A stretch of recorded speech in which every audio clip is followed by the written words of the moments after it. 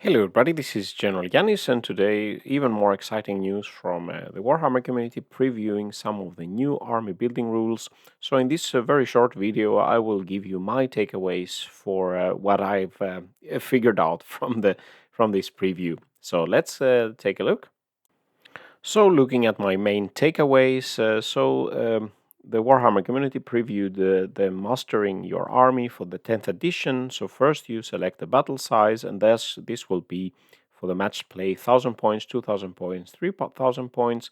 They also mentioned combat patrol being a specific other, let's say, play for smaller games. And then starting your army roster, this was pretty okay. Take a paper and write it, and then for choosing a faction, they are, as I read it, they are referring to the main factions in the game where we currently have the main codexes, but not that sub factions per se will still be available.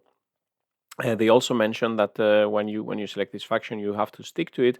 Not many allies and souping really allowed, but they mentioned that summon demons will still somehow be there. I don't know if they say that we will have an ability to summon the demons, or you can take some demonic allies if you are a certain chaos factions, and also Dreadblade Knights as the, let's say, typical allies for available.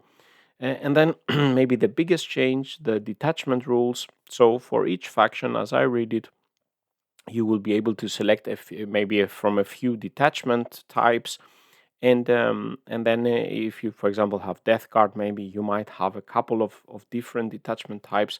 Each detachment type come with the abilities for this detachment, some the restrictions, maybe like today that you cannot take more Poxwalkers than you have Plague Marines or something like this.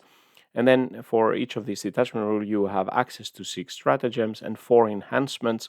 And these enhancements, as I read it, they will be the upgrades you can give to your characters, and they will be replacing the relics and traits. So you will only have 4, let's say, of these enhancements to choose from. So maybe this will be quite similar to the makeup of the World Eaters Codex that we have today. Basically, the World Eater Codex, you have 2 different detachment types: the Red Angels and the World Eaters, each giving you access to different, let's say, stratagems and relics and traits for that. So maybe something similar to that. And it will be interesting to see, for example, for Death Guard, I would assume they will not start out by having 7, maybe detachments for each of the plague companies, maybe some fewer, and maybe some more Army of Renown type of detachment types, let's say a Terminus Est type.